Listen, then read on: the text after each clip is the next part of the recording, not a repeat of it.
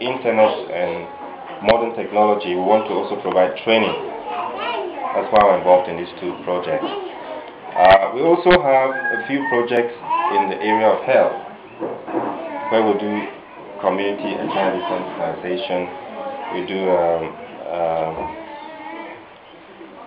health advice, but our plan actually is to set up health centers in different communities that we work, as a practical demonstration of God's love to people, what God can do to people.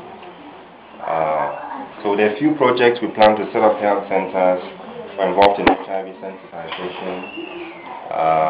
For now, as you heard from Heather, we're trying to set up a health center.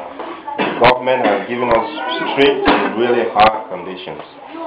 You have to own a piece of land. You have to have a building plan signed by a registered architect. So, and that's also expensive and demands several millions of CSR, and we can't afford that now. So what we are doing now is, we are not into a full-fledged health center where you do maybe all the things that happen in the hospital. But we are actually doing advice and counseling, where if you have a health issue, you can come to a professional like Heather or Helen. They are both health professionals, and they can be able to help you, to advise you on your health and so on. So that's basically what we're doing now.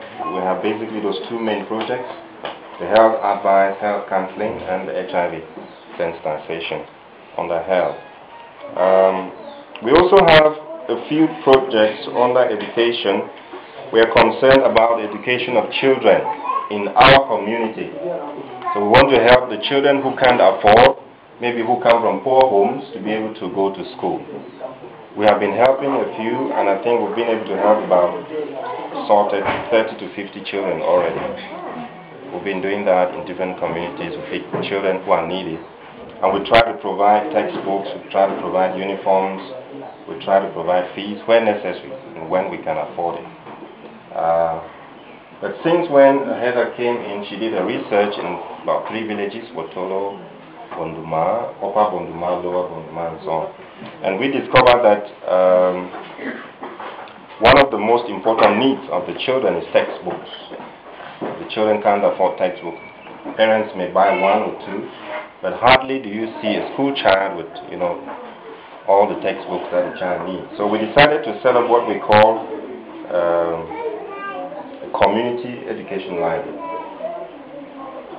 So the idea is to set up a large database of school books, the books that they use in school, not just general books, but the books that they use, the government recommends in schools. We'll get all of this into a large library, 2,000, 3,000, 10,000, whatever.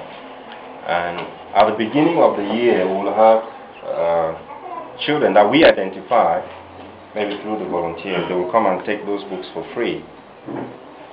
They will use them and bring them back to the library. So that way we can continue to help other children. Instead of just buy the book and we give and then it's gone forever. The next year we need to buy the same books, and the next year we need to buy the same books. So that's what we've been thinking about. Share with a few people. They've asked us some tough questions. Recently somebody said, but you know how rough primary school children are. They're going to tear the books and destroy them. So those are some of the things we are considering, and probably we're going to see what to do. Probably we're going to continue on that project with Helen. We've been able to raise some small money that we are going to help about 100 children so far in September with the most basic textbooks that they need in school, at least 5 to 6 textbooks per child. So we're still working. We haven't identified all the children. 2 very long, short ones.